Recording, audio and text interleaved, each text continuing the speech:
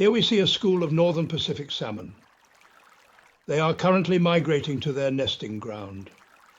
It's a long and perilous journey that will cause many to die. It's moments like this that really make you wonder about life on Earth. Like, do penguins have knees? Are jumping spiders actually smart? And much like the documentary implied, why do salmon choose to swim through the most dangerous path possible? I mean, look at these. Rapids like these are extremely dangerous, not just to the salmon, but also to us. In fact, many people from around the world specifically try to find the most dangerous ones they can to see if they can traverse them. I don't know why someone would willingly put themselves at risk of.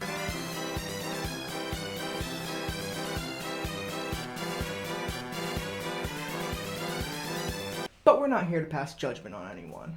But while we're still here, we might as well figure out what actually causes these rapids. So please, if you will, join me for yet another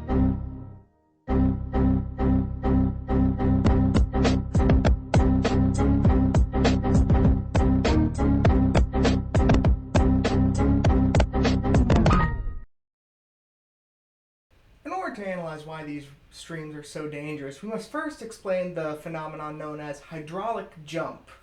And it just so happens I'm in the jump capital of the USA. Get it? Because it's Mario? Get it?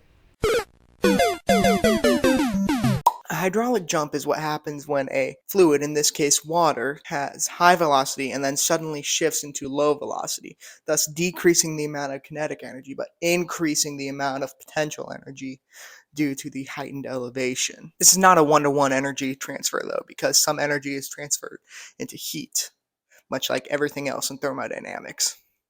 At least that's what Wikipedia says. The easiest way to show this phenomenon with any utensil that you can find is with the kitchen sink. So why don't we go over there and look at it? Oh darn, looks like I forgot to do the dishes. Don't worry, I'll still make this entertaining for you guys.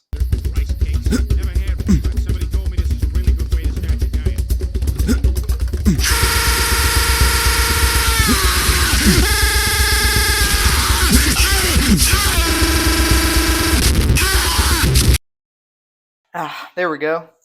Look at that. Look at that hydraulic jump. See how it's going fast and then it's going slow? That's crazy. That's wild. That's absolutely insane. This right here, this is a small example. And frankly, I think we could do a lot better. So, let's head on back to the lab.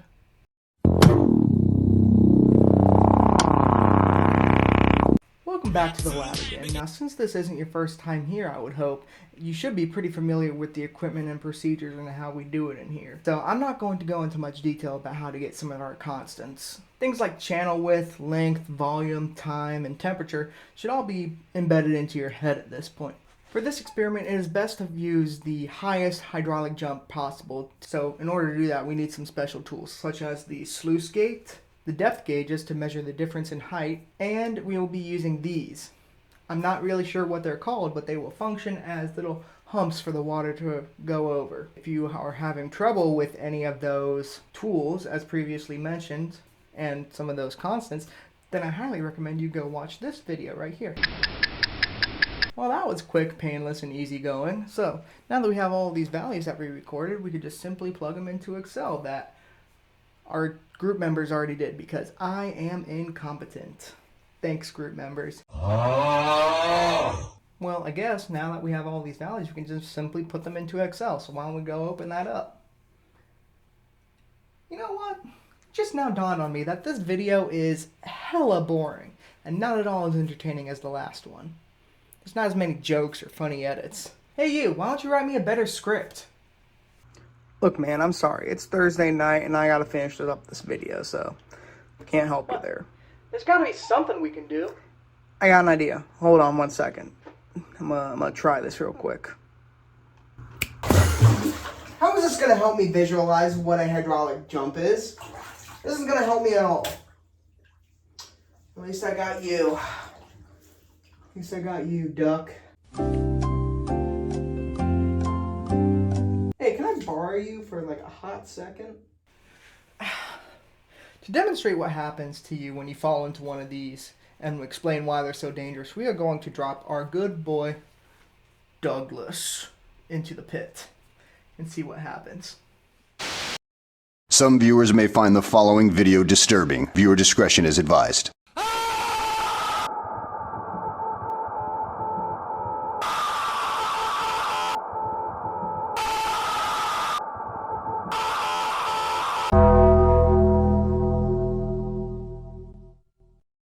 Wow, what a fun, interesting, and educational video.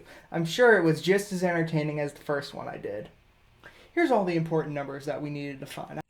Hey guys, Editor Trey here. So I rewatched all this footage and I didn't really enjoy what I saw or how I was talking about these values. So I'm going to read off exactly what values we got, and yeah.